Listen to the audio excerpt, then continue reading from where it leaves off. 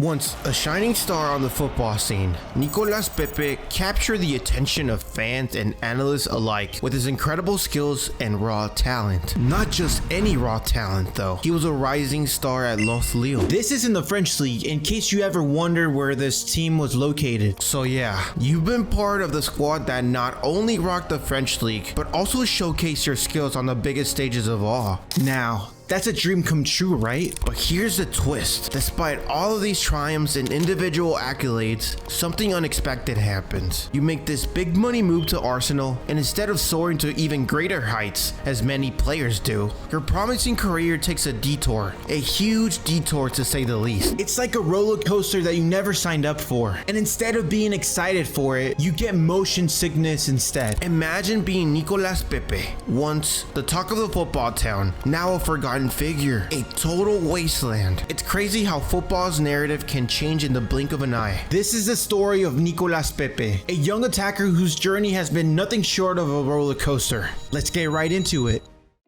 Let me start from the beginning. All the way back when Pepe first began. Pepe was born on May 29th, 1995. In Mantes-la-Jolie. Mantes-la-Jolie.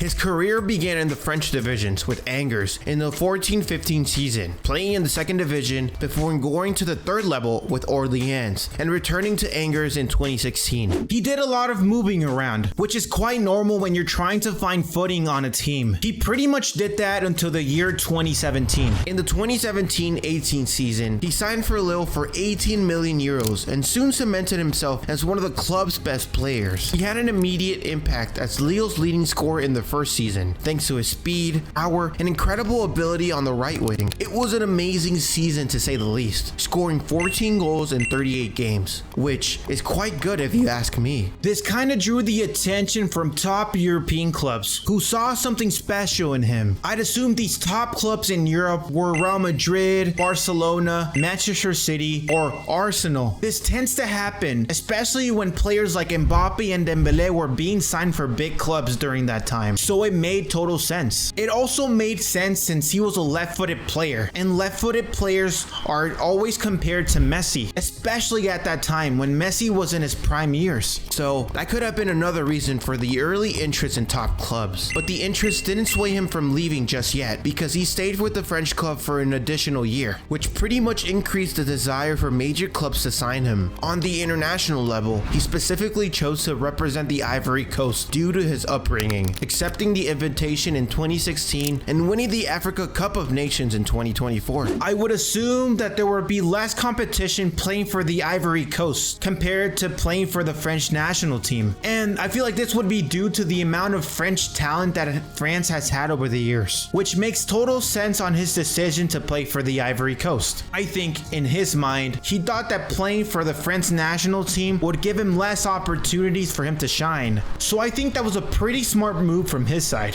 What do you think? So, going back to the club level, in his second season with Lille, he progressed pretty substantially, ending with 23 goals in 47 games, his greatest tally at the club. These solid stats encouraged Arsenal to go all out for his transfer, which is quite strange for Arsenal's standard at the time. Back in around 2018, they weren't really spending a lot of money on big name players. So when they spent 80 million euros for Pepe, many people were blown by that decision. In the past, Arsenal has always been known for signing and developing young players at relatively small prices, but this obviously proved to be an exception. A major exception. With this purchase, Pepe became the most expensive transfer in club history until they signed Declan Rice in 2023. This high fee created expectations for Pepe in the Premier League, and those are pretty huge ones if you ask me. In August of 2019, his move to London was official, with hopes he would continue to rise and meet the expectations set by his transfer fee. Initially, the manager that had signed him was Unai Emery, and he had given him so many opportunities, as he kind of responded well in the 1920 season, a year year really marked by the pandemic, which was a weird year to say the least. In that season, Pepe scored 8 goals in 42 games, which would be low by many people's standards, but they were reasonable for a player still adapting and learning to play in the Premier League. There were even higher hopes for the next season, with newly appointed manager Mikel Arteta. But as a whole,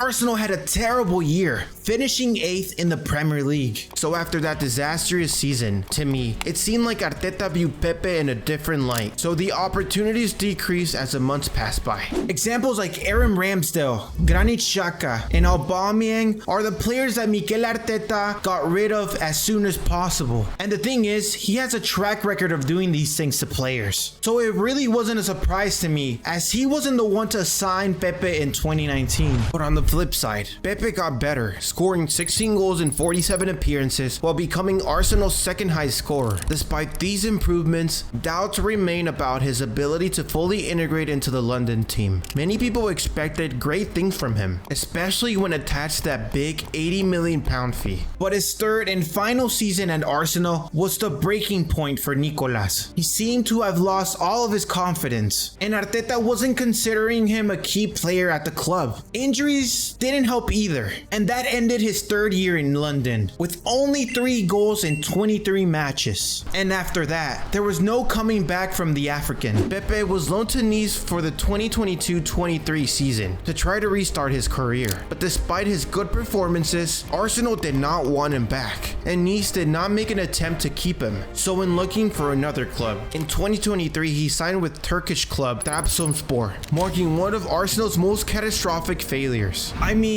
I guess monetarily wise, since they spent 80 million on him. And the bad thing is, his situation hasn't improved at all since then. This season, scoring 4 goals and assisting twice. This isn't bad, but because he was once considered a top prodigy, people's expectations have always been high. And that's the bad thing about putting his worth on a price tag, because people only reminisce about the amount of money Arsenal spent on him. Now, his contract expires in June of 24, and his market worth has fallen from 80 million euros to 10 million, with an additional drop anticipated by the end of the year. So yeah, this has been the rise and fall of Nicolas Pepe. I really truly wished him the best in the remainder of his career, but who knows, could he make a huge comeback in the near future? I believe he's only just 29 years old, so I think he still has a lot of years left in him. Who knows really? Do you think that could happen? Let me know in the comments down below. Okay, well, I'll catch you guys on the next one. Peace out.